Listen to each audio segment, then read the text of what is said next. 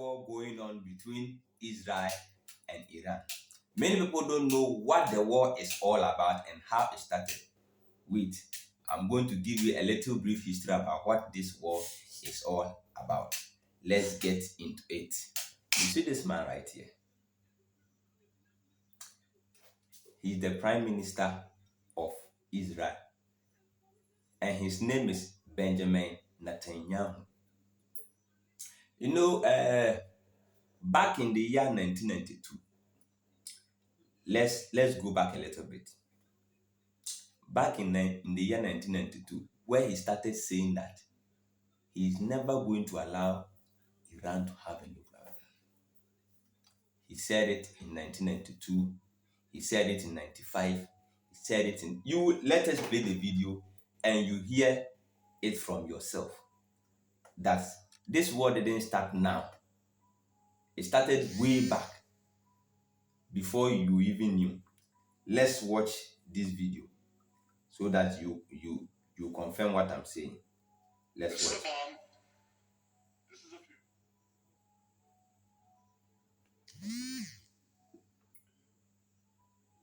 Let's watch. This is a bomb. This is a fuse. Iran is now trying to develop nuclear bombs. I think the United States should be very clear in forming an international coalition, with Israel, of course. We have to make sure that these single-man regimes do not acquire weapons of mass destruction. The most dangerous of these regimes is Iran. I believe that only the United States can lead this vital international effort to stop the nuclearization of terrorist states. But the deadline for attaining this goal is getting extremely close. Time is running out.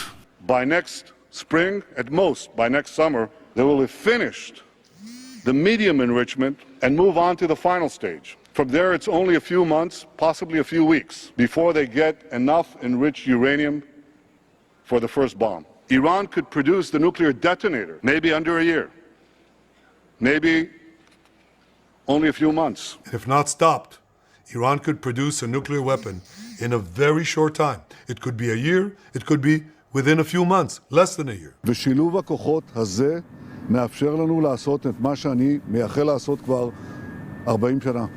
להכות את משטר הטרור שוק על ירך. כך הבטחתי וכך נעשה. Guys, you see this video for yourself. I don't know what Iran has done to Benjamin Netanyahu. Let's watch this graphic on your screen. This is Iran, and this is Israel. Israel has a population of, let's say, about 10 million. And Iran has a population of about 90 million people.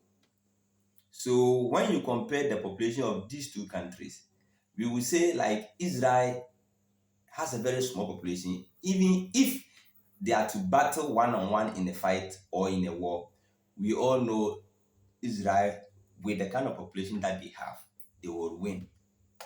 And Israel knows that this war, he cannot fight Israel alone.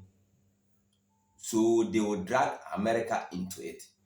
And Israel has been doing that since 1992, trying to get the US president to get involved so that they can fight Iran in order for them not to make a nuclear bomb. And he has tried so hard since 1992. And he has not gotten any US president to back him. And I don't know whether it is a trap that he set for Donald Trump for him to get involved. Because you almost said, say, Iran has, like, they are weeks away from making a nuclear bomb since 1992. And I don't know how many years' time. And still, they have not finished doing this nuclear weapon or nuclear bomb. So I don't know whether Israel has any personal issue with Iran. No one knows. It goes beyond that. And now Benjamin Netanyahu has finally gotten the US involved, which Donald Trump is now the president. And now they have joined forces in order to fight Iran. One, for now, they are only speculating that they have a nuclear weapon. I don't think they have a clear-cut evidence that they have seen that, yes, they are making this nuclear weapon. this nuclear weapon.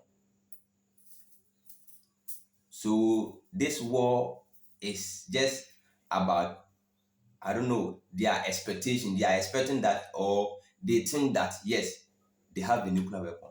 But which I don't know. No one knows whether it is true or not. And President Trump has been following Benjamin Netanyahu, the Israel president, and they have joined to what?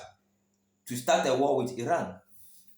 Which, to me, in my opinion, I think this war is completely needless. So if you don't know anything about this war, this is how it started. This country thinks that this country is making a nuclear weapon and they are not going to allow it. So they have to fight it before they make it. You see, this one, it doesn't make sense. It doesn't make sense. And this war too is going to affect us. It's going to affect every country. It's going to affect every country. Let us look at something. You see, one thing that Iran has is that they produce oil, and then they supply this oil to their neighboring countries, or other countries also buy from them, like China and then Russia. And they have a path in which this oil passes. It's called the Strait of Hormuz. Like it's a very large ocean. In between, let me find it. Yes, it's a very large ocean in between UAE, Iran, and then Saudi Arabia. There's a very small gap there where all the vessels pass. This is where they used to supply 20% of the world's oil. That is where it passes. And this Strait of Hormuz is for Iran. And then now they have shut it down completely, that no more oil is passing there. Because if they are at war, they can't do business. And if the world's 20% of oil passes there and now it doesn't come again, what do you think is going to affect us? Because I know it's that within which time oil prices will rise. That definitely, if this war does not stop. And this war has been going on for this. It started like last week. Yes, this war started last week. And do you know what has happened? The supreme leader of Iran, Ayatollah Khamenei, has been killed. And if you don't know who a supreme leader is, he's not the president of Iran. He's a supreme leader, like it's a regime. You know, Iran is a Muslim country. So they respect their supreme leader more than even the president. It's more or less like a kinship. Yes, where most of the people, they worship this man. He's called Ayatollah. And he has been leading this country since 1979.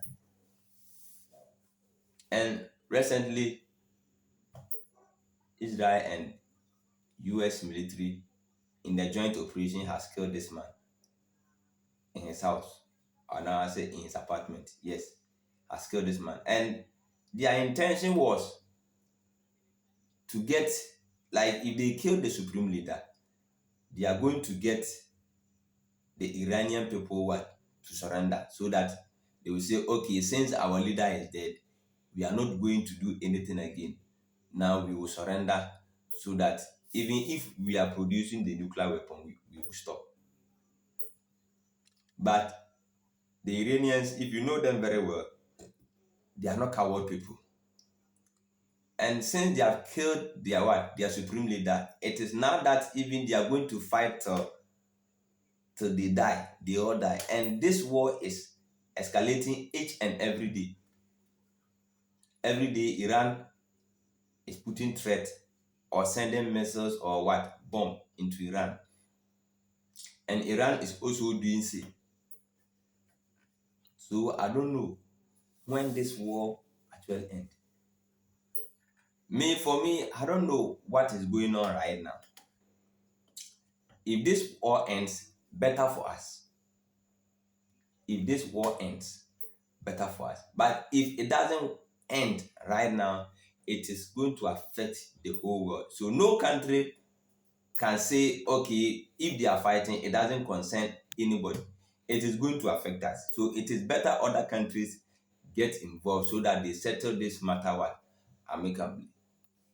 If this happens, fine, we are all safe. But if this doesn't happen, it will affect the world's economy and it will affect Ghana as well.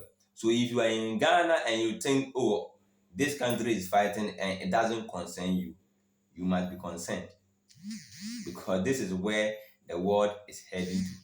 If they increase the fuel prices or petrol prices, everything in Ghana will go up. And it is not going to be the president's fault. Because Iran is what? An oil producing what? Country. That one there, you cannot take from there. So this is where all the war started. So I don't know your opinion about this.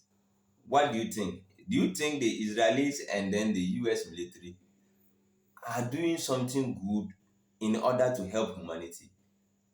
Or you think how they started or what they are doing is wrong? Let me know your thoughts inside the comment section. This honest opinion 233 about